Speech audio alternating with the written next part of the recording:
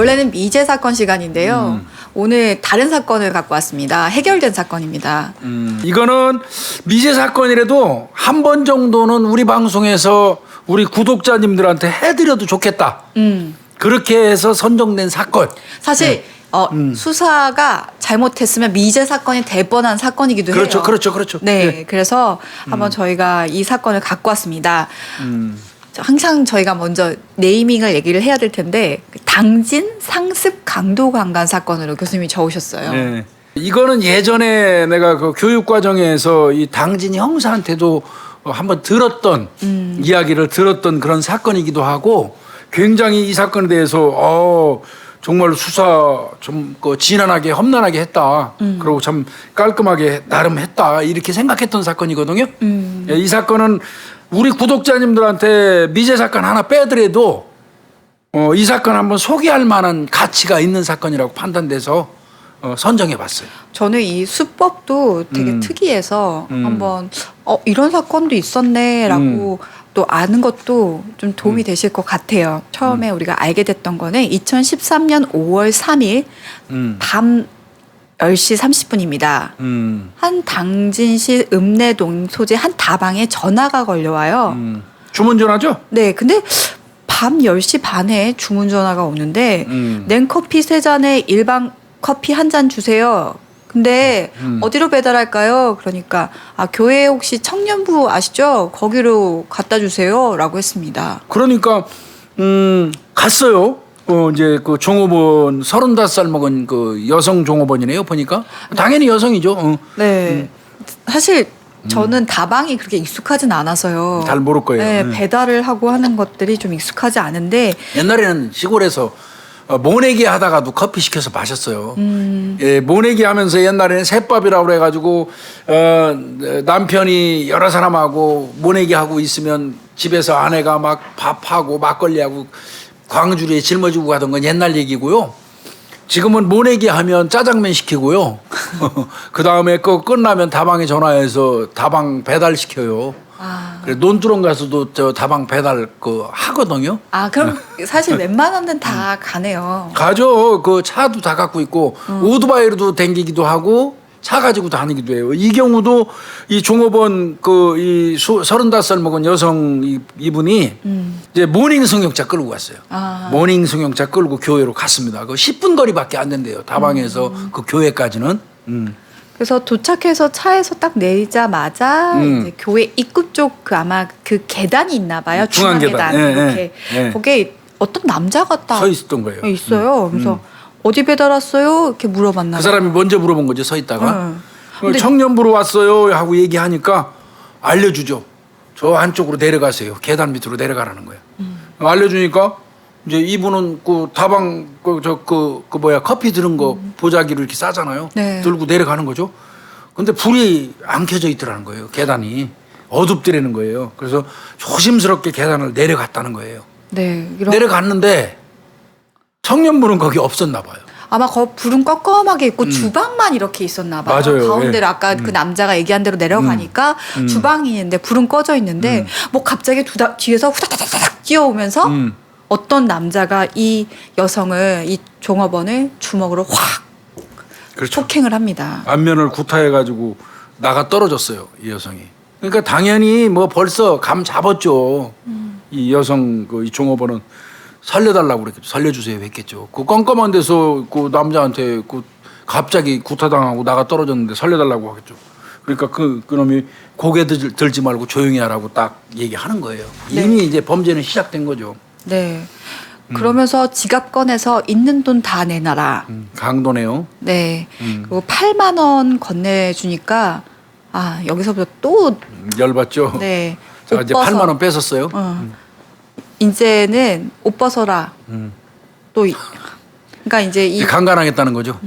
돈 뺏고. 네, 종업원이 살려주세요 하니까 조용히 하고 옷 벗어. 또 휴대폰 배터리 제거해. 딱 교수님 느껴지죠. 이게 첫 번째 범죄가 아니겠구나. 그리고 나서는 배터리 꺼낸 거, 분리한 거 확인한 후에 이 남성은 도주를 했다고 합니다. 그래도 다행히 이 성폭행은 안 했던 것 같아요. 네. 상당히 이 여성이 그 좀 버텼던 것 같고 살려달라고 계속 그런 모양이에요. 그냥 무릎 꿇고. 그러니까 이 꼭 딱히 강간할 생각은 없었던 것 같아요. 이놈이. 네, 보통 그래서 피해 여성들 같은 경우들 옷을 벗으라고 하는 이유는 도주를 못하게 자기 도망을 못하고 신고를 못하게 하려고 하는 경우가 많아서 이건 그랬던 것 같아요. 네. 이건. 그러니까 이제 이놈이 그냥 옷 벗으니까 쫓아올 수도 없잖아요. 그 상황에서 이제 그냥 부다다닥 도망간 거예요. 8만 원 들고. 그러니까 이 여성이 이 교회 완전히 벗어날 때까지 꼼짝 못한 거예요.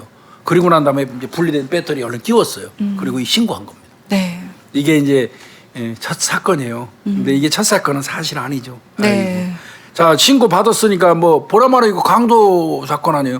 어떻게 보면 강도 강간 미수 이렇게 볼 수 있죠. 그러니까 경찰 출동했는데 거기 중앙지구대예요. 거기가. 그리고 강력 이 팀이 이제 그날 당직 그 팀 같아요. 그러니까 유덕희 팀장이 류덕희 팀장인데 정남희 수사과장 뭐 그 정도만 소개하고요. 이제 과수팀 현장 다 나왔죠. 그러면 이제 하나하나 그럼 그 배경부터 보게 됩니다. 현장이 어떤 현장의 특징을 가지고 있나 봤더니 교회는 그 시장에 번화가 있어요. 맞아요. 근데 낮에는 사람들이 많이 다닐지 모르겠지만 밤에는 아시잖아요. 오히려 상가들이 더 조용하다고 맞아요. 인적이 없는 곳이었어요. 음. 그리고 보다 보니까 이게 지상 2층이 되어 있는 교회인데 2층 지상 2층 네. 그리고 지하 있죠. 네. 그리고 신도는 한 600명 정도. 작은 교회 아니에요. 아, 그죠. 큰 교회죠. 신도가 600명 정도면. 그러면 이제 당연히 뭐 경찰이 현장 가면은 볼 것도 없지. 요즘에 CCTV 확보하려고 갔더니 건물 뒤편에 1층에 CCTV가 한 대 설치돼 있어요. 그런데 알고 보니까 모형이에요, 모형. 가짜죠, 가짜. 그리고 교회 실내 뭐 왜 아무데도 CCTV 없어요. 아이고. 그 큰 교회에. 그러면 경찰 입장에서 깝깝해지죠. 네. 근데 이게 사이즈가 작지 않은 사건이라고 그럼요. 생각해요. 네. 그래서 강력 1팀하고 또 3팀까지 보강을 했었다고 하더라고요. 그렇죠. 그래서 이제 자정 될 때까지 그 교회 주변 막 수색하고 난리 쳤겠죠. 네, 왜냐하면 피해 여성이 있기 때문에 인상착의를 기억을 하기 때문에 뭐 자세한 건 아니더라도 거기 주변에 수상한 남자가 있으면 이제 저희 다 수색을 하고 지구대도 이제 그 서로 공유를 해서 수색을 하거든요. 근데 이제 교회 앞에는 가로등도 없고 좀 껌껌한가 봐요. 그리고 이 여성이 어두워서 얼굴을 자세히 보지는 못했어요.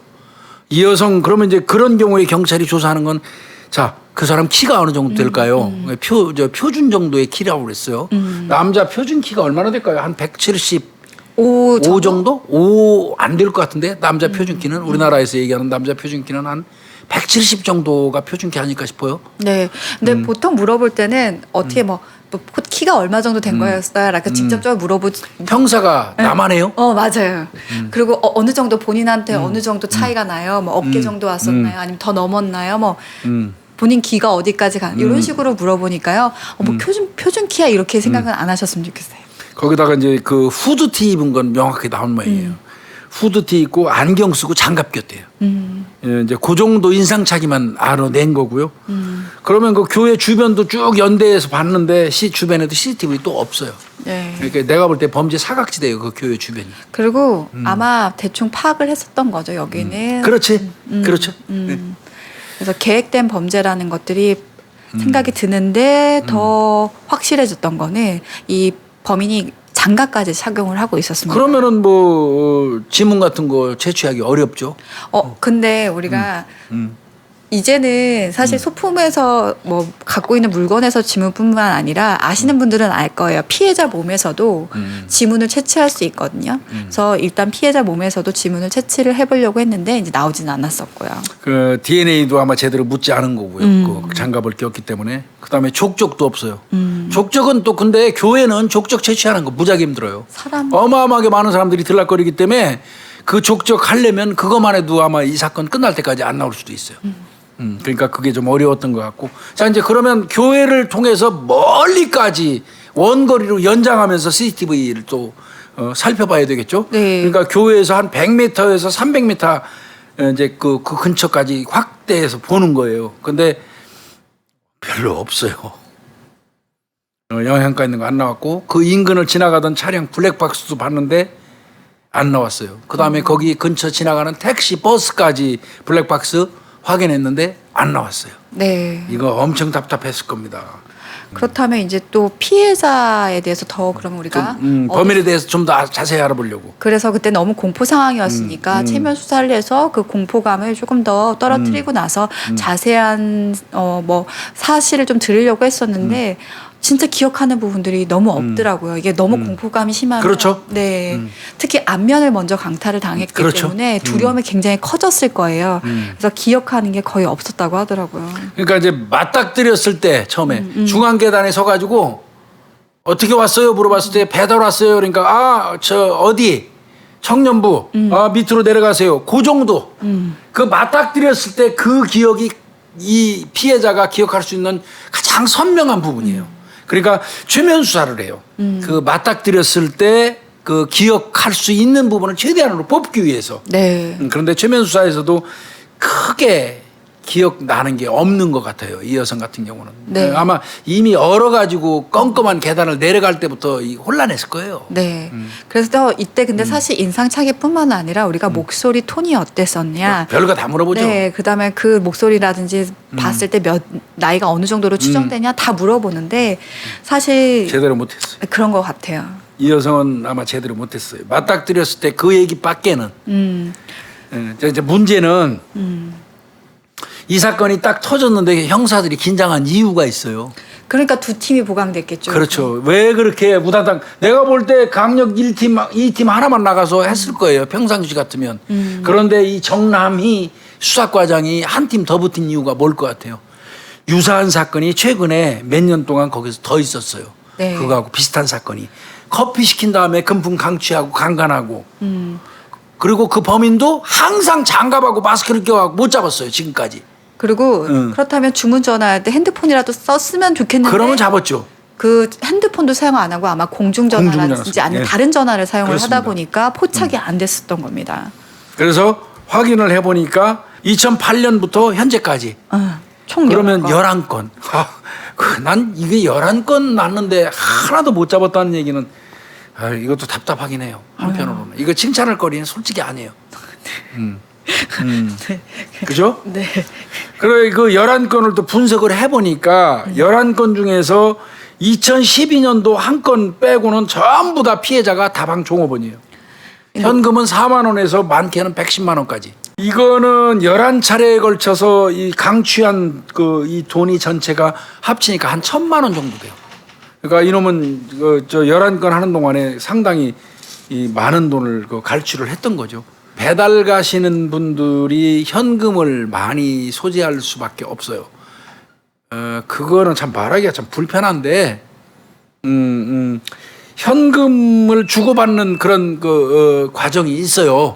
그날 당일날 상당히 벌은 돈을 본인이 가지고 있을 개연성이 있거든요. 다방 종업원들이 그거를 노린 거고 첫 번째는 현금은 분명히 있다. 그다음에 두 번째는 유인하기가 엄청 편하잖아요. 차 배달 시켜가지고 부르면 오잖아요. 이거를 노린 겁니다. 이 범인이. 그렇다면 그 11건의 사건 중에 강간 사건도 있었으니까 있었죠. 또 현장을 또 감식을 하다 보면 범인과 관련된 또 증거가 나올 수 있잖아요. 그래서 확인을 해봤더니 정액, 타액 그리고 담배꽁초 같은 걸로 DNA가 확보됐던 사건이 4건이나 있어요. 그래도 못 잡고 있었던 거예요, 이게. 이제 당연히 이제 뭐 다른 범행을 저질렀으면 잡혔겠죠. 네. 강력 범죄를 저질렀으면. 근데 이제 그 정도는 아니라는 얘기예요, 범인이. 그러니까 11건의 한 건 빼고는 그러니까 10건은 다방 종업원들이 돈 뺏기고 강간당한 사건이거든요. 그 과정에서 4건에서 이제 강간 사건이 있었던 거예요. 4건에서. 그러니까 당연히 정액이 나오고 타액도 나오고 또 현장에서 담배 피면서 담배 꽁초에서도 DNA가 나온 게 4건이 있는 거예요. 그러면 이제 그거는 경찰이 확보하고 있으니까 내가 판단할 때 이 범인은 언젠가는 잡힐 놈이에요. 그죠? 4건에서 DNA가 나왔고 그 4건이 또 동일인 걸로 확인이 됐으니까. 네. 근데 이제 이때 잘 아시겠지만 킥스 아니죠. 네, 예, 심스 사용했어요. 경찰에서 사용하는 이 사건 관련 연계 프로그램이 심스가 있고 킥스가 있는데 지금은 이제 킥스를 씁니다. KICS 이렇게 네. 쓰는데 그때는 심스 썼죠. 심스 아마 킥스가 2010년 5월부터 그랬으니까 그 직전인 것 같아요. 이게. 예, 심스를 사용하고 있으니까 심스는 킥스에 비해서 안 좋은 이유가 뭐가 있냐면 사건 열람이 구체적으로 잘 못 봐요. 네. 그러니까 뭔 말이지라고 하실 분들도 있을 텐데 심스나 킥스가 뭐라고 생각하시면 되냐면 형사들이나 그 수사관들이 사건을 했을 때 그 사건들을 다 입력하는 것이에요. 맞아요. 그러니까 우리가 인지했던 사건이라든지 아니면 뭐 해결이 안 됐던 사건이라도 다 어쨌든 입력이 예, 번호를 받은 거 우리가 이제 번호를 받은 사건 번호를 부여받은 사건들이 다 여기 들어가게 돼요. 이 심스나 킥스에. 근데 킥스 같은 거는 심스를 보완해서 더 아주 활성화될 수 있게 만들었던 거기 때문에 그때 당시 같은 경우는 이제 심스하고 킥스하고 걸쳐 있는 거죠, 사실은. 맞아요. 그래서 예, 심스 같은 경우는 사건 자체를 열람하기가 좀 어렵기 때문에 하나하나 사건 다 열람하기가 어렵기 때문에 우리가 연계 사건들, 여죄라든지 좀 더 같은 수법의 사건들을 확인하기가 조금 어려웠던 건 사실이에요. 그러니까 킥스는 사법 연대망이에요. 경찰, 검찰, 법원이 같이 볼 수 있어요.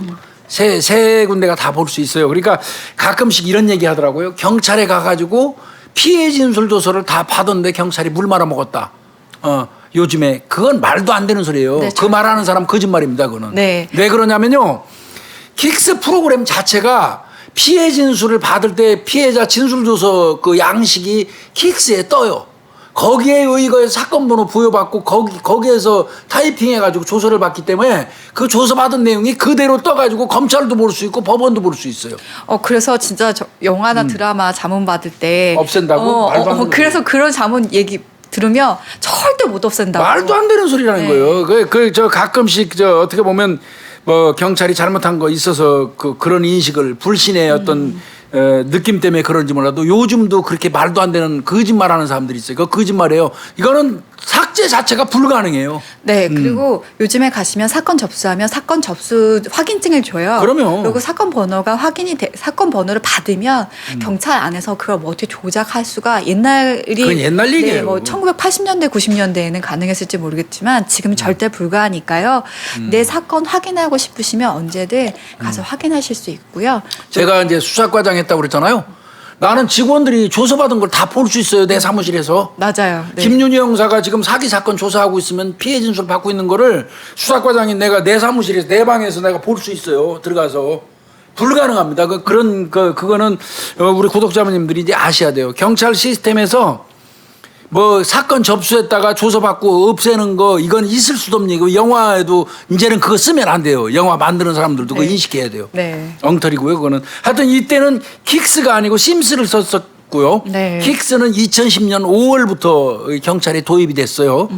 자, 이제 분명한 거는 11건 중에 4건에서 정액이 나오고 DNA가 나왔어요. 네. 그러면 이제 이거는 언제 걸려도 걸릴 건데 자, 이제 그거하고 착안해서 이제 수사가 들어가죠. 네. 그렇다면 이제 주문 전화가 왔었잖아요. 그렇죠. 그럼 전화가 어디서 왔느냐? 그렇죠. 를 확인하다 보면 또 그 전화 걸려온데 CCTV라든지 목격자를 그렇죠. 확인할 수가 있으니까 일단 전화 온 것부터 확인을 하게 됩니다. 다방 전화 이제 걸려온 전화 역발신해야 되겠죠. 네. 거꾸로 역발신하니까 그 교회에서 걸려온 건 맞아요. 네.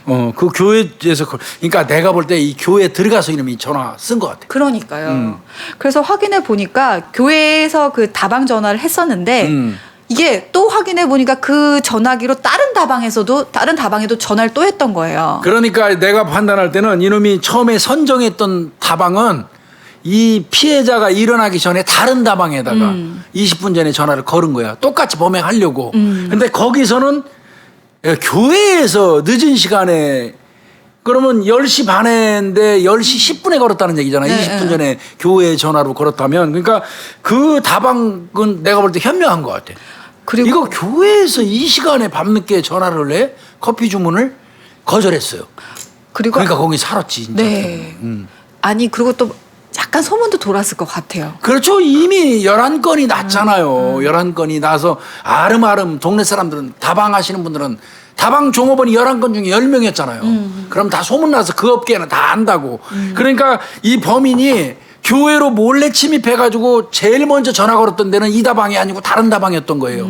그 다방에서는 아는 거야. 뭔가 낌새도 이상하고 교회에서 밤늦게 저 커피 배달 시킬 일이 없다고 한 번도 생각하니까 시켜본 적이 거절해버린 거예요. 거절해버렸는데 이 다방은 걸려드는 거예요.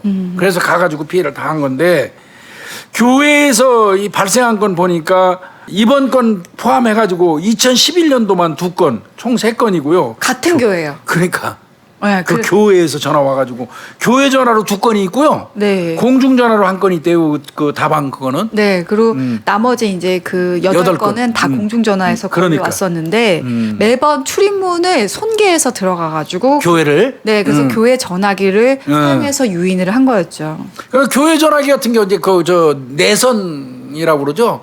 그 전화 있는 거에서 밖으로 전화 걸려면 9번 누르고 이제 밖에 전화번호 누르면 왜 이렇게 되는 거 있잖아요. 아. 그러니까 교회 내부에서 뭐 총무과 무슨 청년부 전화 있으니까 그거는 뭐 3자리만 누르면 되지 뭐 200번, 맞아. 300번 눌러서 통화하면 되지 자체 내에서는. 근데 그 전화기도 9번을 누르고 난 다음에 일반 전화를 걸으면 밖으로도 전화할 수 있는 거니까 이놈이 교회를 두드려 부시고 출입문을 부수고 들어가서 교회에 있는 전화기로 9번 누르고 다방 2군데에 전화해가지고 사건한 거예요.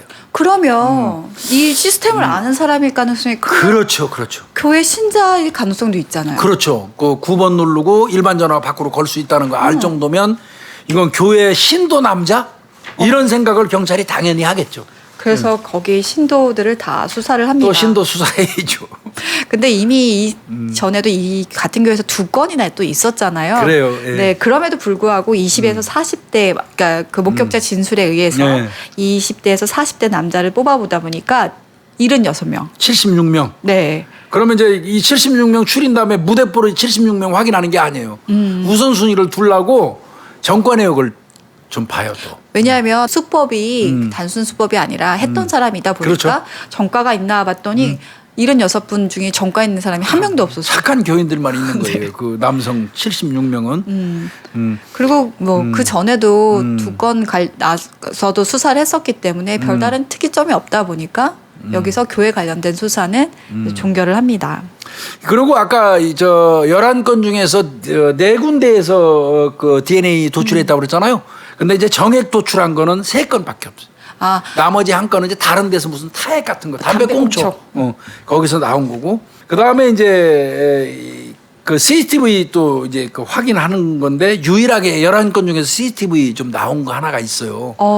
그래서 그게 이제 CCTV 한 건이 있는데 그게 2010년도 9월 달에 일어났던 사건인데 이때는 건물 창고에서 이놈이 범행하고 도주를 했어요. 건물 창고요, 교수님? 네, 건물 창고로 이제 저 배달을 시켜가지고. 그래서 이제 이때 민간 CCTV가 하나 있었어요. 화질도 안 좋고 밤이라서 잘 나오진 않았지만 또 자세한 생김새가 나온 건 아니지만 안경을 썼던 건 나왔어요. 아, 그때 첫 요번에도 안경이잖아. 안경 썼었잖아요. 그러면 이거 그때 그 범인이 동일 범일 가능성이 높은 거죠. 사실 DNA가 나와서 이거 DNA가 나온 거는 동일 사건이라고 확정하고 저희가 수사를 하지만 수법이 유사하다고 해서 다 동일범이라고 볼 수 그렇죠. 없기 때문에 이제 이런 보강 수사 CCTV에서 나온 인상착의가 비슷하냐도 사실 같이 묶어서 수사하는 유용하거든요. 그러니까 이번 사건이 빵 터지니까 그동안 해결 못한 11건을 다 집어다가 놓고 정밀 대조를 해요. 공통점도 찾아봐야 맞아요. 되고 쫙 놓고 그러니까 어떤 경우는 큰 벽에다가 맞아요. 교수님. 큰 흰 종이 붙여놓고 여기서부터 써가지고 화살표 그려가면서 한눈에 볼 수 있게 우리가 하고 형사들 저쪽에 쭉 앉아서 보면서 회의하거든요. 그거 엄청 많이 했어요. 도표 만들어서 날짜, 요일, 그렇죠. 시간, 장소, 차기 상태 뭐 그거 진짜 다 적어서 그 중에 진짜 공통될 만한 것들을 더 뽑아요. 요즘에 수사 환경이 좋아졌더라고요. 큰 종이를 요즘에 나오는 걸 사다가 하더라고요. 요즘에는 우리는 그 전에 달력이 그렇게 좋았어. 아, 달력 그 쓴 거를 전부 다 모아놨다가 달력을 스카이 테이프로 이어 붙여갖고 크게 만들어서 그 그림 그려갖고 했거든요. 그러다가 어느 순간 한 장이 떨어져 나가가지고 뭐 이런 경우도 있었는데 요즘은 교수님 좋아졌어요. 이렇게 하면 출력이 큰 뭐 돈 그러게요. 들어서 출력을 다 해요. 그러니까 나는 이제 이미 구닥다리 형사가 돼가지고 은퇴할 날이 멀지 않았어요. 예. 하여튼 분명한 거는 CCTV 어렴풋이 나온 게 유일하게 한 건이 있었는데 거기에서 요놈이 안경 쓰고 있었던 게 나왔어요. 그러면 이번에도 안경 썼다고 그랬잖아요. 네. 그럼 유사한 범인 그러면 성범죄 3건 타행 나온 것도 일치하지만 그거 말고도 나머지 한 건은 요놈이 가능성이 많은 거예요. 그러면 11건이 다 그 범인일 가능성이 자꾸 높아지는 거예요. 형사들 이 정도 되면 불안하기 시작하죠. 이게 사건이 뭐가 더 나올지 모르겠다라는 생각을 할 거예요. 아마 근데 똑같은 수법의 사건만이 아니라 범죄자들을 나중에 잡아서 여죄를 하다 보면 진짜 아예 수법이 다른 것들도 한 경우가 너무 많아요. 많아요. 그러니까 그것도 진화해서. 네. 그러니까 긴장을 진짜 했을 텐데 근데 이게 수사를 이어가야 되는데 그때 그렇죠. 당시에 진짜 큰 사건 하나가 당진에서 터집니다. 맞습니다. H제철이라고 하네요. 그때 당진 공장에서 아마 그 뭐 큰 사고 났나 봐요. 네, 그래서 5명이 사망하는 사건이 있었는데요. 그 정도면 이제 수사본부 차려요. 형사들 전부 다 글로 가야 돼요. 강력이 팀도 아마 거기 아마 그 나가서 수사를 할 거예요. 그러니까 이 강도 강간 사건 이거는 이제 뒤로 밀리는 거죠. 우선순위에서. 우선 급한 사건 5명이 죽었으니까. 그렇죠. 그런데 그래서 아마 강력이 팀이 고생했다고 그러더라고요. 낮에는 그 제철 H제철 그 사건 가서 수사하고 밤에 틈틈이 다방 사건을 수사했다고 그래요. 그러니까 끈은 안 놓은 거예요. 근데 내가 팀장이라도 그럴 수밖에 없어요. 왜? 당진 사건 제철 사건은 어차피 곧 끝나요. 근데 그거에 집중하다 보면 지금 우리가 물고 있는 이 사건 그 소홀히 했다가 나중에 이건 어차피 내가 먹을 밥이거든요. 우리 팀에서 먹어야 할 밥이에요. 이 강도 강간 사건은. 결국 그거에 매달렸다가 그 맥이 끊겨버리면 나중에 고생 엄청 하거든요. 그러니까 내가 팀장이라면 형사 2명 정도는 계속 이거 붙여요. 그 맥이 끊긴다라는 게 교수님 그 수사를 놓지 않는 거랑 그러니까 중단했던 다 끊었다가 다시 들어가면 맥이 끊겼다고 그래요. 그거는 새로 시작하는 거랑 똑같아요. 수사 그 앞에 해놓는 게 다 있어도 심리적으로도 그래도 형사들이 손을 딱 놔버리고 한참 뜸들여서 다른 거 하다가 다시 붙으라 그러면 일의 어떤 그 관심도도 집중도도 떨어지고 그리고 사람이기 때문에 그 전에 했던 걸 다시 해야 돼요. 처음부터 다시 들여다봐야 돼요. 그러면 한참 유추하고 사고가 막 확장돼서 수사가 가야 되는데 그러던 중에 끊어져 버리면 아예 다시 원점부터 다시 해요. 그러면 그 수사 실패할 확률이 굉장히 높아요. 이거 들으신 분들 좀 잘 알고 계시면 좋겠네요. 놓지 말고 계속 끊으면 안 돼요. 맥이 끊기면 안 돼요. 수사는 지속성이 생명입니다. 하여튼 5월 말 정도 돼가지고 겨우 이제 저 제철 사건 끝나고 다시 이제 다방 사건으로 돌아왔어요. 네. 그래서 다시 수사를 했는데요. 여기서 이제 다시 심기일전하는 거죠. 그렇죠. 네. 그래서 11개 사건 중에서 그렇다면 계속 봅니다. 우리가 유사한 사건들이 분명히 있지만 그중에 패턴이 벗어나는 그렇죠. 사건이 그렇죠. 분명히 있어요. 우리가 이거 특이 사건이라고 하는데요. 특이 사건 같은 경우는 그 범죄자의 어떤 자기의 뭐 상황적인 특이성이 드러나거나 아니면 즉흥적으로 하거나 이런 경우가 있어서 자기를 노출시키는 경우가 되게 많아요. 맞아요. 지금 이제 11개 사건이 쭉 있는데 뭐 공통점은 많죠. 10개가 다방 종업원. 그다음에 공중전화로 불러들여가지고 돈 뺏고 강간한 사건. 뭐 이렇게 공통점이 쭉 있는데 그 공통점 말고 조금 전에 우리 김유미 프로파일러 말씀하신 것처럼 그 패턴에서 벗어난 사건이 하나라도 있으면 그거를 물을 필요가 있어요. 그게 차별화돼 있거든요. 그러니까 이제 11건 중에 좀 특별하게 다른 그 어떤 패턴을 보이는 그거를 이제 하나 또 찾은 거예요. 그랬더니 그게 2012년 10월 7일 사건이에요. 네. 그 사건은 이번 사건 직전 사건인데 네. 그거는 조금 달라요. 이건 피해 여성도 다르고 조금이 아니라 많이 달라요. 네. 예, 피해자도 다르고. 근데 어떻게 알았냐? 이건 사실 DNA가 나왔기 때문에 동일범인 걸 알았지 수법만으로는 확인할 수가 없었어요. 그러니까 맞아요. 이건 진짜 이거는 어쩌면 DNA가 안 나왔으면 11건에 포함도 안 시켰을 안 사건이에요. 네. 그렇죠? 네. 그런데 하여튼 11건에 포함시킨 건 DNA에서 동일범으로 나왔기 때문에 그놈 11건 동일범이라고 이제 본 거고 그런데 수법은 10건과 판이하게 다르니까 그러니까 그러면 그 과정에서 뭔가 새로운 걸 찾을 수 있는 거예요. 네. 대체로 수사 그렇게 합니다. 왜냐하면 이런 경우는 즉흥적인 수사가 많아요. 즉흥적인 범죄가 많아요. 보통은 다 계획하에서 하는데 10건은 다 다방 종업원 유인한 거니까 다 계획하에 한 거죠. 근데 자기가 그냥 그날 충동적으로 하거나 그거는 잡기 쉽지. 네, 아니면 주변에 자기가 무슨 볼일을 보거나 자기 회사나 집 근처에 있었다가 갑자기 하는 경우도 많아요. 그렇죠. 그래서 이게 진짜 중요해요. 그거는 형사 입장에서는 알찬 수사가 될 수 있어요. 10건은 다방종업원 불렀으니까 계획적으로 치밀하게 했으니까 지금 못 잡고 있는 거야. 그죠? 다방종업원들 유인해가지고 강도하고 강간하고 그 10건은 형사들이 잡기가 어려운 거예요. CCTV도 공교롭게 다 없는 데만 골라서 했고. 그거는 아주 계획하에 범죄를 했기 때문에 10건에서 못 잡았는데 한 건은 그 사건의 범주에서 벗어났어. 그러면 여기는 허점이 있을 거란 말이에요. 그러니까 그래서 제가 면담할 때 물어보면 다 왜 이건 이랬냐 그러면 자기도 그날 스트레스를 받아서 그래서 걸리던데. 스트레스 얼마나 받아서, 고마운 일인지 몰라. 받아서 그냥 갑자기 하게 됐거나 아니면 충동적으로 그 피해자가 자신이 되게 이상형이었거나 그래서 하는 경우가 되게 많아서 그때 노출 되게 많이 하긴 하더라고요. 그러니까 충동적이거나 우발적으로 하면 증거를 훼손하고 하는 데 있어서 범인 입장에서는 신경 안 쓰게 되는 경우가 많죠. 이 건이 딱 그 건이에요. 이 사건 직전 건인데 2012년 10월 7일 날 가을이네요. 네. 어떤 그 여성이 35살이에요. 술이 좀 취해가지고 자기 차를 그 대리운전하려고 불렀다가 대리운전이 잘 안 오니까 기다리다가 차 안에서 잠들었던 사건인데 그 여성을 대리기사라고 어떤 놈이 나타나가지고 공터로 끌고 가서 돈 뺏고 이랬던 그 강도 사건이 있었어요. 근데 요거 담배꽁초를 수거해가지고 DNA가 일치하는 걸 알아서 11건 범주에 들어간 사건이에요. 그러니까요. 이게 피해자가 다르죠? 네. 그러면 블랙박스 있었으니까 얼굴도 나왔겠라고 하는데 이게 블랙박스 음성만 녹음이 되고 화면이 녹음이 안 됐어요. 그런데 이제 하나는 나왔죠. 네. 이 피의자가 차 밖에서 흡연하는 건 봤어요, 여성이.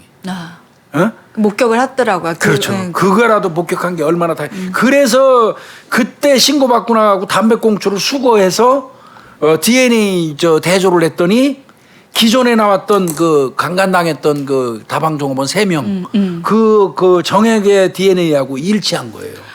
그래서 이거는 이 새끼가 10건하고는 다르지만 동일범이다. 이렇게 알게 된 거예요. 그래서 사실 이게 참 피해 당해서 그 경황이 없으시겠지만 이 진술 하나하나가 그럼요. 굉장히 모으는데 조각을 모으는데 참 큰 도움이 돼요. 그리고 사실 형사들도 질문을 어떻게 하냐에 되게 달라요. 그냥 사건 관련해서만 물어보면 놓칠 수 있는데 혹시 피해자 관련해서 그 범인 관련해서 생각나는 거 뭐라도 얘기해 주시라고 하면 그렇죠. 네, 그때서 얻는 정보들이 굉장히 많거든요. 본인은 미처 기억하고 못하고 있는데 형사가 유도해서 그렇게 하는 경우 있어요. 담배 같은 건 물어봐요. 담배 냄새 났었어요? 그놈 입에서? 네. 그 새끼 입에서 술 냄새 났었어요? 뭐 이런 거 형사들이 물어보거든요. 담배 냄새 났었어요 하면 그 새끼 담배 핀다는 뜻이잖아요. 그러면 그 인근에 이잡들이 뒤져갖고 담배꽁초 다 수거하죠. 네. 이거는 형사들이 잘 유도하는 것도 기술입니다. 네. 이 여성 같은 경우는 뭐 했냐면요. 당진에서 이제 술 마시고 술이 만취했어요. 그래가지고 대리운전업체에다 전화합니다. 이 여성이 가고자 했던 데가 어디냐면 천안까지 갔어야 돼요. 당진에서 천안까지 가려고 이제 대리운전 신청을 했는데 어떤 이제 대리기사가 콜을 잡았어요. 네. 잡아가지고 이제 콜 잡으면 자기 이렇게 기사들 돌아다니다가 여기 뜨면 자기가 딱 아도해가지고 전화하잖아. 네. 피해자한테 전화한 거예요. 그랬더니 이 여성이 술이 잔뜩 취해갖고 만취한 목소리야. 네. 그리고 이 여성이 어디로 오라고 딱 얘기만 해주면 좋은데 네. 근처에 와서 대충 알려주고 근처에 와서 정확한 위치 안 알려주고 다시 전화해 하고 끊어버린 거예요. 그러니까 이 대리기사 입장에서는 아이씨 당진에서 천안까지면 장거리 운전인데 술이 떡이 된 여자가 그것도 정확한 위치도 안 알려주고 그냥 횡설수설하니까 이거 잘못하면 이 또 돈 못 받을 수도 있겠다는 생각이 들었어요. 그러니까 콜을 취소해버렸어요. 네. 취소했는데 잘 아시지만 콜 잡았다 취소하면 다른 대리기사들이 다 보여요, 한눈에. 그 프로그램이 있어요. 이거 천안까지 가는 거 나보다 앞서서 잡았더니 금방 취소했네?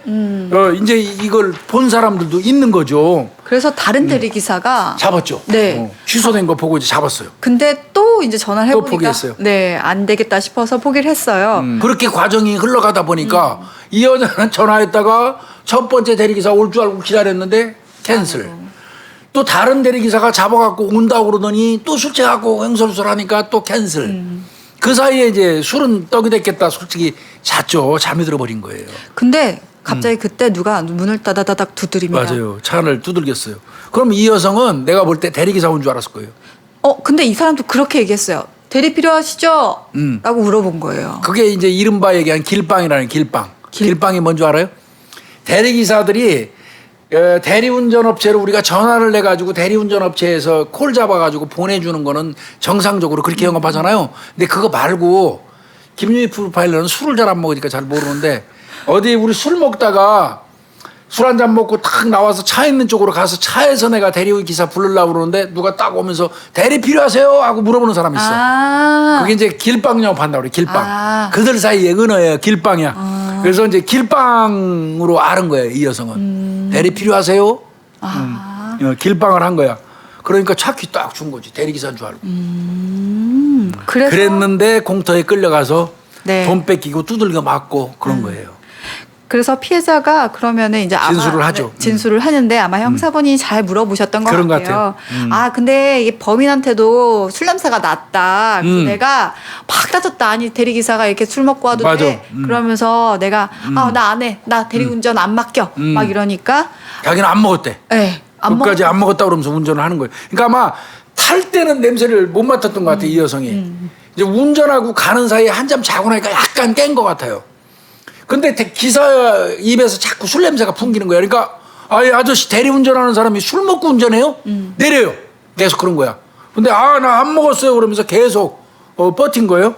그래서 이제 중간에 빨리 내려. 나 취소야. 이거 당신 술 취한 사람이 어디 대리운전을 해. 그랬더니 이놈이 하는 얘기가 이미 내가 차 끌고 많이 왔는데 그러면 내가 쓸 테니까 2만 원만 주셔요. 여기까지 온 거. 응? 2만 원 달라고 그런 건데 이 여성이 2만 원 거절했어요. 네. 당진 수청동이래요. 수청동. 네. 그 공터에서 이제 그놈이 탁 쓴 거예요. 거기 두들겨 맞았어요. 네. 폭행을 당하고 나서 이게 얼마예요, 교수님? 8만 5천 원. 8만 5천 원. 8만 5천 원 뺏어갖고 도망가 버린 거예요. 근데 그때 돈 2만 원 더 내주시오. 나 못 줘. 너 술 먹고 여기까지 왔는데 뭐 이렇게 하는 사이에 이놈이 담배를 폈던 거야. 그리고 담배 피는 거를 봤단 말이에요. 그거를. 그래서 아까 형사가 물어봤을 때 얘기를 하는 바람에 그 공터에서 담배꽁초를 수거해가지고 DNA를 도출한 거예요. 그랬더니 기존의 다방종업원들 3명 강간할 때 나왔던 DNA, 정액 DNA하고 일치하는 거예요. 그래서 동떨어지게 10건은 다방종업원인데 피해자가 유일하게 다방종업원이 아닌 이 사건 DNA 이게 11건에 포함이 된 거예요. 그러면 이때는 뭐가 나오겠다라는 생각을 했을 거예요. 그러면 이제 형사들은 아마 이 사건 딱 나라도 이건 대리기사 중에 있네. 그렇게 생각하겠죠. 그래서 대리기사 아까 첫 번째, 두 번째 거절했던 콜 잡았던 사람들. 네, 수사를 하고 DNA 대조했더니 그 사람들 당연히 DNA 하죠. 콜 잡았던 두 사람은 당연히 경찰이 찾아가지고 DNA 조사하죠. 근데 두 사람 DNA 일치하지 않았어요. 그럼 그 사람들은 아니에요. 그럼 아까 교수님 길빵 했다고 했잖아요. 네, 근데 길빵 아무나 안 하잖아요. 대리기사를 했던 사람들이 보통 하니까 그러면 주변에 있는 대리기사의 가능성이 높아지겠네요. 대리기사 필요하세요 하고 했던 놈 이른바 길빵 길빵일 가능성이 있어. 그러면 이제 형사들이 길빵 쪽으로 옮겨가는 거죠. 아마 그때 대리기사분들 다 조사를 했을 것 같아요. 엄청나게 했죠. 네. 아마 당진 시내에 있는 대리기사들은 다 조사했을 거예요. 전현직 대리기사 다. 그렇죠. 전현직 대리기사 다 조사했어요. 그러니까 얼마나 많은 사람들이 조사했겠어요. 교회 20대에서 40대 신도들은 전부 다 DNA 뽑고 신도 전현직 대리기사 다 뽑고 채취하죠. 뽑는 게 아니라. 그다음에 탐문수사도 엄청나게 했을 거고. 분명히 대리업체 아까 교수님 프로그램이 있다고 했잖아요. 있어요. 대리. 그러면 그 대리업체를 좀 잘 알고 있는 사람. 그렇죠. 이 피해 여성이 사실 그 대리업체를 불렀으니까 거기를 한번 파봐야 되겠네요. 그러니까 아까 말씀드린 것처럼 그 프로그램이 깔려 있으면 콜을 잡았다가 취소하고 이런 게 한눈에 다 보여요. 그런 거를 착안을 해가지고 이제 이 대리업체도 수사를 했어요. 했더니 이 대리업체 같은 경우는 서산 사무소를 두고 있는데 당진 서산에서 영업을 한대요. 서산에 사무실을 두고 있는 거예요. 당진 사건인데. 콜 접수 이제 하면은 기사들한테 오다 때려가지고 이제 하는 건데 그 프로그램이 뭐냐면 땡땡 어떤 드라이브 프로그램이에요. 땡땡 드라이브 뭐 이런 그걸 사용해요. 사무실도 한 5개나 되고 와. 대리기사가 한 100명 정도 있대요. 그 대리기 업체를 조사를 하는 과정에서 아까 내가 말씀드린 것처럼 잡았다 놔도 콜 잡았다가 취소해도 한눈에 볼 수 있다. 그러면 한눈에 볼 수 있는 놈들 누굴까? 그 대리기사. 그럼 대리기사 전체 다 보는 거죠. 그래서 대리기사들 엄청나게 조사했다는 얘기예요. 그래서 사건 당일날 그 대리기사 중에서 근무를 했던 사람들 있잖아요. 그렇죠. 그래서 근무 내역이라든지 또 이동을 어떤 한 내역들이 있잖아요. 그걸 다 목록을 확인을 했대요. 그래서 사건 발생 전후에서 뭔가 모호한 사람들, 행적이 모호한 사람들을 추려봤더니 지금 그 중에 대리기사 8명이 딱 나왔다는 거예요. 애매하더라는 거예요, 이 사람들. 근데 이 사람 8명을 추려가지고 바로 DNA 조사하자고 그러면 불가능해요. 본인이 왜요? 거부할 수 있어요. 거부할 수 있어요. 어떤 근거로 나 DNA 채취하냐. 그리고 내가 왜 의심스럽냐. 이거 또 거기에다가 또 잘못하면 억지로 설득해서 한다고 치더라도 만약에 그 범인이면 도망가면 어떡해요? 그러니까 검사 나온 결과 나오기 전까지 도망가면 곤란하잖아요. 곤란하니까 미행하는 건 비행. 8명을 또 연락에 미행하는 거죠. 연락에 미행하면서 뭐를 하겠어요? DNA가 나올 수 있는 꽁초. 먹었던 컵. 그걸 이제 꽁초, 담배꽁초 수거 작전이라고 그러는데 흡연자는 분명하니까요. 예. 8명 엄청나게 뭐 이제 담배꽁초 수거 작전 들어가갖고 한 거고 또 그 중에 흡연 안 하는 사람은 이제 그 사람이 밥 먹고 나면 식당 들어가갖고 물컵 같은 거 이제 챙겨갖고 나면 물컵 훔쳐갖고 나오다가 형사 싸대기 맞는 것도 봤어. 그걸 얘기하고 사실은 해야 되는데 이거 내가 얘기해야 되나? 우리 저 박 형사 이름도 얘기할까 보다. 안 돼요. 이 자식 내가 그 DNA 그 물컵 수거해오라고 시켰더니 근데 입장은 이해는 가요. 거기 가가지고 사건 설명을 해가지고 물컵 갖고 와야 되거든 업주한테. 그거 시간도 오래 걸리고 귀찮거든. 그러니까 쓱 들어가고 그냥 갖고 나오다가 그것도 요만한 그 식당 종업원한테 걸렸어. 그러니까 사장이 또 그 저 이 한밭집 같은 데인데 좀 껄쩍지근하게 노는 놈이요. 사장이 오던 이 새끼 컵 근래에 또 컵을 많이 잊어버렸대요.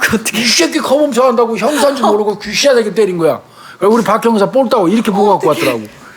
그 컵 하나 슬쩍 갖고 나서 나중에 이제 오해는 풀었죠. 슬쩍 불러내갖고 이제 맞고 난 다음에 사실은 이 얘기했는데 또 그 말도 잘 하면 안 돼요. 아는 사람이니까 그 식당 갔을 수도 있잖아. 맞아요. 단골 손님인 네, 경우에. 그럼 얘기하면은 그러니까 그걸 참 슬기롭게 설명해야 되는데 우리 박 형사 그 컵 훔치다가 따기 맞은 사건 지금 박 형사가 경기 북부 쪽에 형사 근무합니다.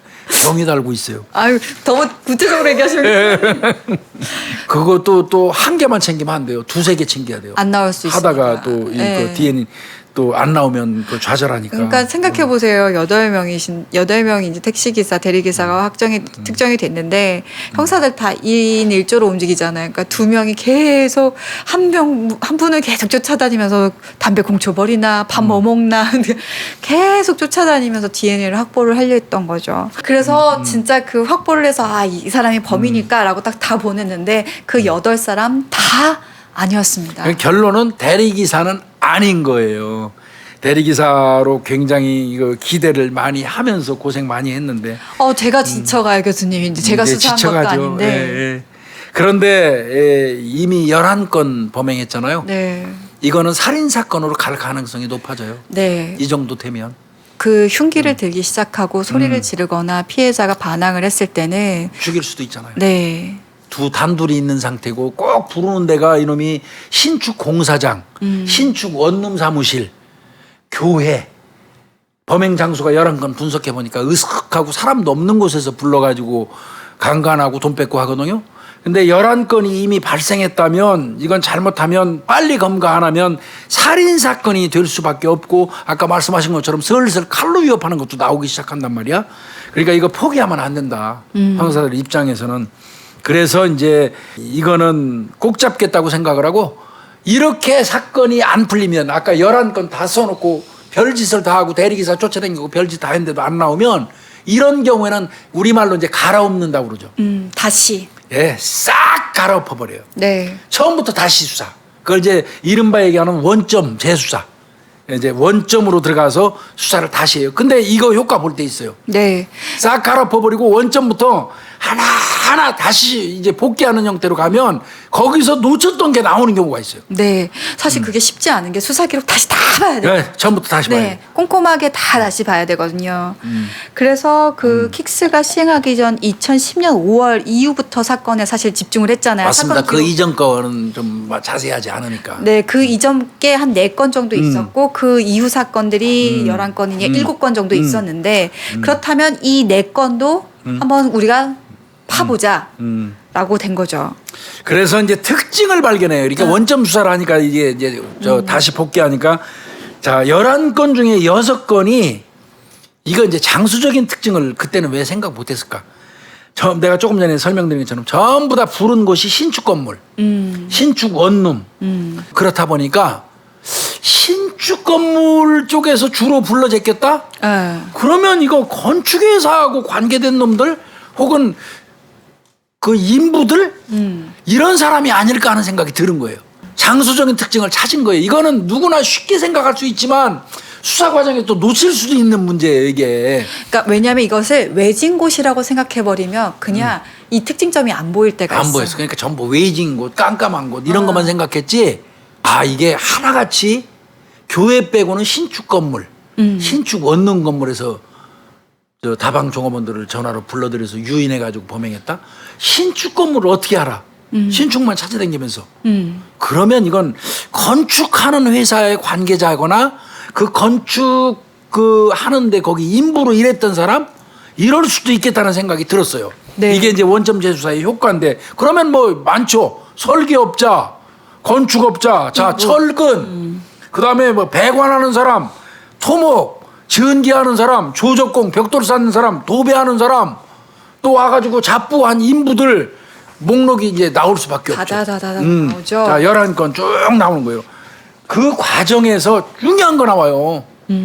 이게 참 이 수사를 내가 그래서 진짜 이거 내가 말로만 지금 건축, 배관, 토목, 전기, 조적, 도배 뭐 이거 얘기했지만 이거 다 찾아내는데 얼마나 고생했겠어요. 맞습니다. 그리고 이게 또 일일 인부분들도 계시기 때문에 그러니까 하루. 네.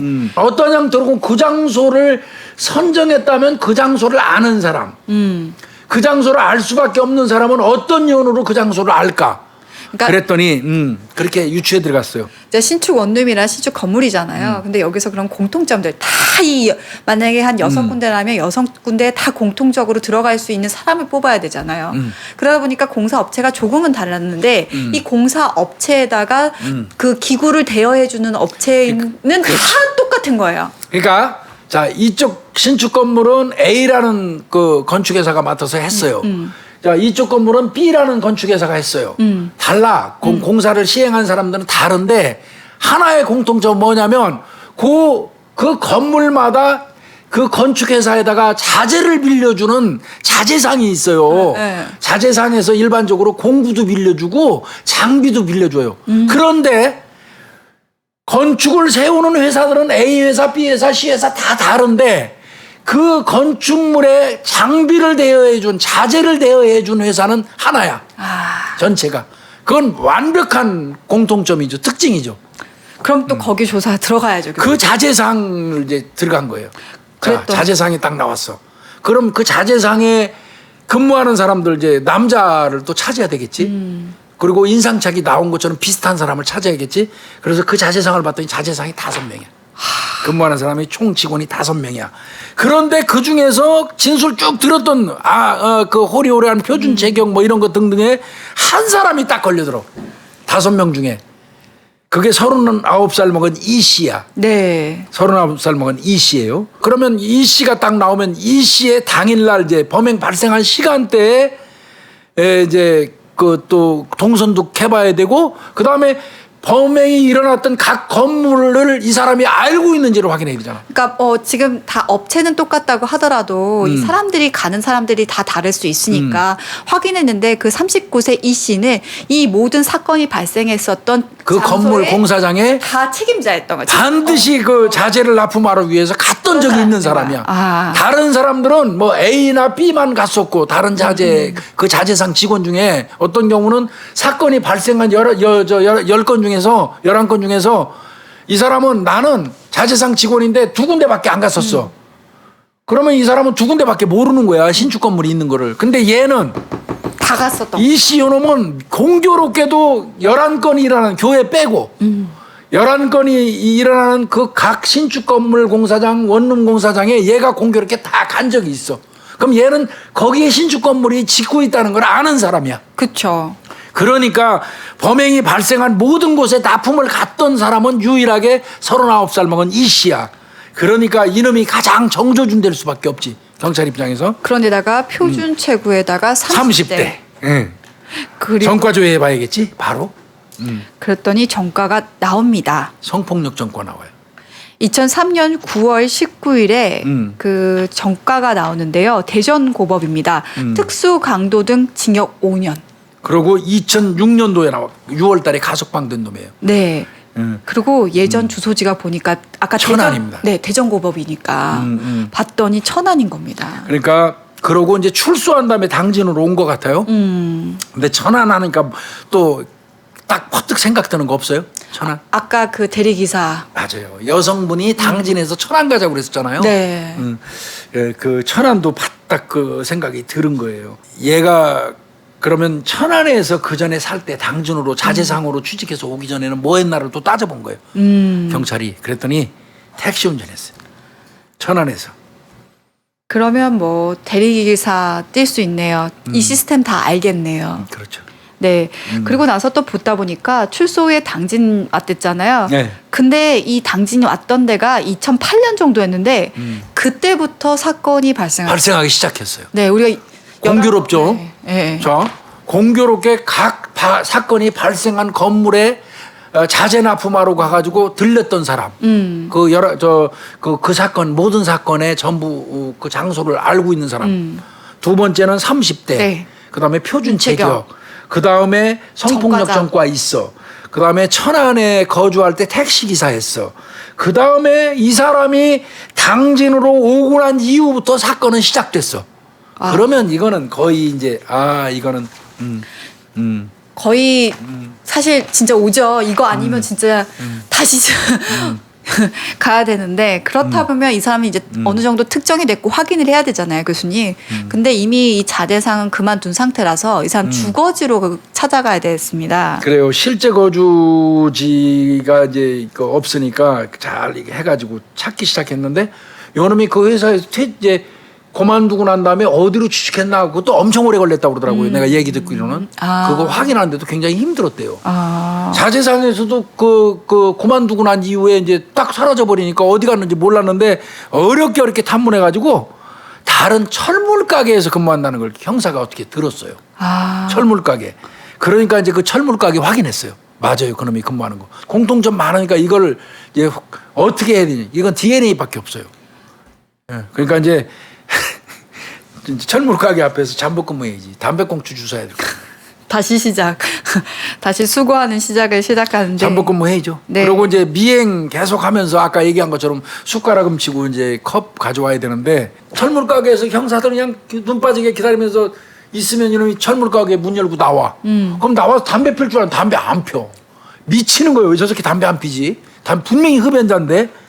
그 담배꽁초를 거의 수거를 못했대요. 근데 나중에 알고 보니까 이 철물 가게 안에 흡연실이 있었대요. 거기서 피운 거 이 자식이. 그러니까 계속 그 앞에서 헛다리 잠복을 한 거죠. 그리고 따라다니면서 이제 또 담배 피우고 버리면 주술려고 했는데 그것도 엄청나게 헛방침망이더라고요. 근데 7월 13일 오래 걸렸어요. 14시 오래 걸렸어요. 드디어 그 담배꽁초를 얻게 됩니다. 그날 비가 왔대요, 교수님. 비 오면 또 밖에 나와서 맑은 공기 쏘이면서 담배 한 대 피고 싶잖아. 그 건물 내에서 피는 것보다. 이놈이 이제 7월 13일 날 오후 2시 형사들이 얼마나 기다렸던 시간이에요. 철문점을 탁 밖으로 나오더니 담배를 하나 탁 꺼내서 피는 거예요. 얼마나 즐거웠을까 그때 형사들. 비가 오니까 나와서 이놈이 이제 핀 건데 근데 이제 형사들 찜찜하긴 했어요. 저 개새끼가 담배 피고 난 다음에 비 막 쏟아지는데 톡 튕겨버리면 DNA 도출하는데 애로사항 많거든. 조마조마했을까 이 새끼야 좀 맑은 데다 버려라. 그랬을지 몰라요. 그 좀 덜 젖은 데다가 아니면 차막 끝에 톡 떨어뜨리고 가면 좋은데 튕기면 빗속으로 피다가 조마조마했는데 역시 튕긴 모양이에요. 아니 저는 상상을 했어요. 생각해 보니까 범인이 피우고 나서 담배꽁초 탁 빗속에다 버리고 들어가 들어가는데 버리는. 형사분은 막 뛰어가서 입안에서 나와가지고 주웠을 텐데 이미 다 젖었을 때 그 황당함, 실망감은 말도 못하죠. 그래도 하여튼 그건 수고했어요. 신주단지 마냥 해가지고 아마 손수건에 싸고 들고 갔을 거예요. 그거 갖고는 이제 아마 형사 입장에서는 땡쳤다고 봤을 거예요. 그러니까 다시 잠복해요. 식당에 가더니 이놈이 이제 담배 피고 그 재떨이다가 끄는 게 있었어요. 그 식당 따라다닌 거죠. 재떨이에서 담배꽁초, 수거. 길거리 또 열심히 쫓아다녔더니 한 2개 정도 버린 거 있어요. 3개를 확보했어요. 근데 이 세 개가 모두 네. 일치했습니다. 범인의 DNA DNA. 일치입니다. 네. 그러면 볼 것도 없지 체포해야죠. 뭐. 네. 7월 17일 날 재헌절이네요. 아, 네. 7월 17일 날 오후 5시 30분에 형사 5명이 철물점으로 들어갔습니다. 이 새끼가 18시 10분경에 이제 퇴근할 때까지 기다렸다가 딱 체포했어요. 막 화내면서 지랄 난리가 났대요. 왜 체포하냐고. 근데 여기서 다 얘기할 수는 없어요. 사실 너 뭐 때문에 체포한다라고 했을 때 뭐 너 DNA 나왔고 너 몇 건에 대한 걸다라고 다 그 형사가 잡을 때 얘기하지 않거든요. 단계별로 가서 일단 긴급 체포를 하고 데리고 왔습니다. 근데 이제 문제는 형사들이 차 안에서 끌고 오면서 DNA를 언급을 잘 안 해요. 네. 그 이유가 뭡니까? 4건밖에 없잖아. DNA가 나온 건. 그죠? 그쵸. 11건 중에. 그럼 4건만 인정하고 나머지 오리발 까면 어떻게 해요? 그러니까 DNA 얘기는 안 해요. 그냥 넌 막 지금 체포한 이유는 수사로 다 밝혀낸 거야. 너 DNA가 일치해서 잡은 거 아니야? 쉽게 그렇게 말한 게 아니고 그거는 DNA 그 4건밖에 안 나왔으면 7건 오리발 깔까봐 그 얘기 안 해요. DNA는 입적도 안 해요. 형사들이. 그러면 범인들은 보통 머릿속에서 수사로 다 밝혔다고. 네. 그럼 보통도 범인들은 뭐 걸렸지? 어떤 사건이 내가 걸린 거? 담배꽁초 버린 거, 강간한 거 3건? 그러면 그 정도만 인정할 거예요. 네. 그럼 머릿속에서 막 굴려요. 어떤 사건들이 내가 잡힌 거지, 지금 인지된 거지. 그러면서 그때부터 사실 형사하고 서로가 약간 그 심리 싸움을 한다고 하더라고요. 일단 형사실로 딱 데려가죠. 그 다음에 그 여성 그 차에 블랙박스에 화면은 없어도 녹음은 된 거 있잖아. 네네. 목소리 딱 들려줘요. 그놈 목소리. 그놈 목소리. 들려주는 거죠. 네. 야, 이거 네 목소리잖아. 들려주고 난 다음에 이제 그랬더니 자기 목소리 아니래요. 아니라고 하니까 이제 그때서 이거 말고도 많아 이 새끼야. 그 이제 담배꽁초 수거한 거, 미행한 거. 너를 이 새끼 얼마 동안 쫓아다니면서 이제 일부러 얘기도 하긴 합니다. 이런 경우에. 너 이 새끼야 며칠 날 이 새끼야 너 우유 한 잔 그 마트에서 사쳐 먹더니 어디다 막 전화하고 뭐 훌럭거리고 떠들더니 또 걸어가면서 어디 전봇대 오줌 싸대 그런 거를 구체적으로 기억나는 걸 몇 개 찝었다가 막 알려줘요. 심리전이에요 그게. 일거수일투족을 내가 이 사람이 나 다 보고 있었네. 이거 오리발가도 안 되겠네 하는 인식을 주는 그런 또 기법도 있기는 해요. 맞습니다. 그러니까 막 미행하면서 담배꽁초 너 이 새끼 어떻게 튕긴 거 뭐 너 어느 식당에서 설렁탕 처먹을 때 이빨 쑤시면서 담배 여기다 끄고 가더라 이 새끼야 뭐 이런 얘기 구체적으로 한 거예요.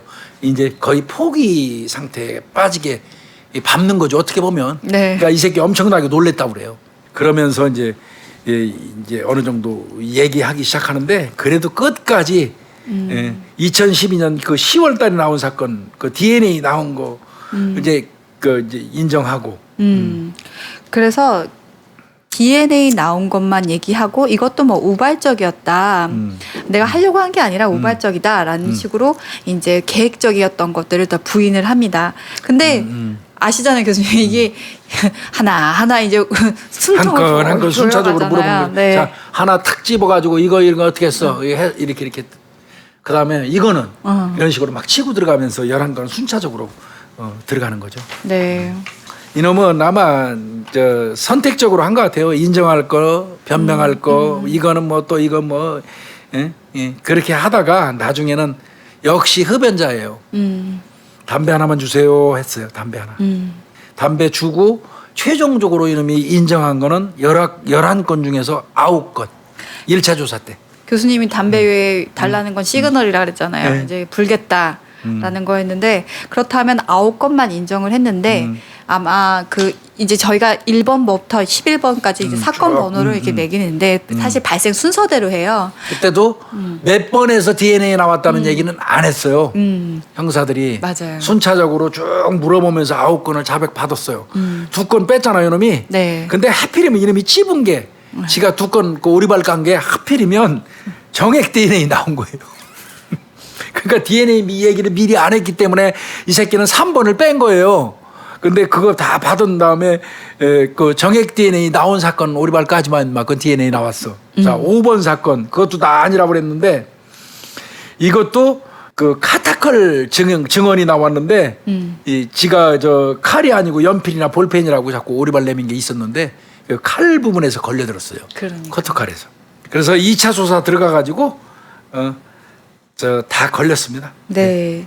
아마 뭐 이유는 있겠지만 세 번째 사건은 본인이 뭐 강간을 했기 때문에 안 하려고 했을 거고 또 다섯 번째 사건 같은 경우는 아마 흉기를 들었기 때문에 뭐 그렇죠. 불리하다라고 생각을 했던 것 같아요. 이놈 가면서 뭐 출소하면 형사들한테 얻어 피운 담배 함부로 사가지고 온다고 그랬다는데 안 봐도 돼요 그런 새끼고. 출소가 언제일지도 모르겠네요. 이놈은 전처 사이에 애가 2명 있었고요. 현재 처 사이에 애가 2명 있어요. 이놈도 웃기는 놈이에요. 4명을 양육 중에 있는데 막내가 3살이랍니다. 그 당시에 이거를 파고들었어요.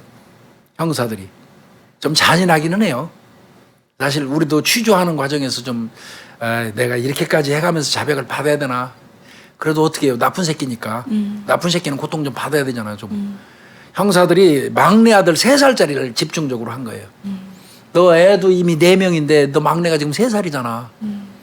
너 지금 자꾸 까면 내가 이 펜대 한자에 너희 새끼 형량이 우리 일반적으로 내가 하던 수법이다. 너 내 이 자판 두들리는 거 이거 하나에 이 새끼야 형량이 4, 5년이 왔다 갔다 해.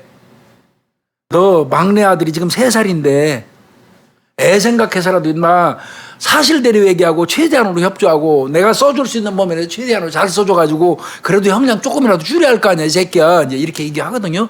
그 막내 아들 3살짜리를 집중적으로 어떻게 보면 좀 잔인하지만 무기로 활용을 했다고 그래요. 막내 아들 얘기만 하면 이 새끼 울었다는 거예요. 징징 짰다는 거예요. 근데 전 교수님 이거 되게 잘했다라고 생각을 하는 게 보통 이렇게 우는 범죄자들 보면 그래도 감정이 있나 봐, 죄책감이 있나 봐, 반성하나 봐라고 하는데 전 이게 더 무섭다라고 생각하는 게 자신의 가족들이 그만큼 중요하기 때문에 들키지 않으려고 하잖아요. 그렇죠. 그럼 들키지 않으려고 하면 나중에 피해자를 공격할 수 있는 확률이 굉장히 높아져요. 그렇죠. 그러니까 뭐 칼이라든지 자기가 공격적인 수단을 쓰기 때문에 저는 오히려 이런 가족에 대한 애가 있으면 더 범행을 안 저지른다? 저는 그렇게 생각하지 않아요. 그것도 또 특이한 그 뭐 프로파일러 얘기니까 맞네. 나는 그래요. 그러니까 이치가 그러네. 네, 하다 보면 진짜 그 범죄자들 중에 우는 애들이 진짜 많아요. 그거 더 위험하다 이거. 네, 어떤 이게 면담을 하다 보면 우는 게 많은데 이게 감정이 있는 것도 있지만 전 보다 보면서 자기네들 그러니까 그게 피해자가 슬퍼서 미안해서 울진 않아요. 특히 가족한테 집착을 보이거나 애인이나 아니면 자기 주변에 누가 있잖아요. 들키고 싶지 않은 사람이 있으면 범죄 자체가 가다 보면 좀 진화하거나 악랄해지는 경우도 있어요. 들키고 싶어 하지 않는 게 진짜 크거든요. 맞아요. 이 사건은 굉장히 많이 생략했어요. 많이 생략했습니다. 이 내용을 수사하는 과정 이거 많이 생략했는데 그냥 포인트만 정리하면서 말씀드리면 범인이 범행했던 11건의 범행 중에서 교회 빼고 나머지는 신축 건물, 신축 원룸 건물 이런 데서 범행했다는 걸 원점 재수사로 돌아가서 확인을 했어요. 그러면 그 건물을 짓고 있다는 걸 아는 사람은 누굴까 해가지고 확인 작업을 들어갔더니 시공사나 건축사는 각각 달라요. 그런데 유일하게 공통점이 하나 있는 게 그 시공사 각각 다른 건축 그 시공사에다가 자재를 빌려준 자재상 그거는 한 군데예요. 그래서 그 자재상에서 근무하는 5명을 뽑았어요. 그 5명 중에서 전과 조회를 했고 인상 차이가 비슷한 사람을 이모 씨라고 39살 먹은 이 범인을 도출을 했어요. 그리고 그놈의 담배꽁초를 수집을 했고요. 그래가지고 수사하는 과정에서도 순차적으로 DNA는 말하지 않고 구체적으로 몇 번째 사건에서 DNA를 뽑았다는 얘기를 안 하고 네.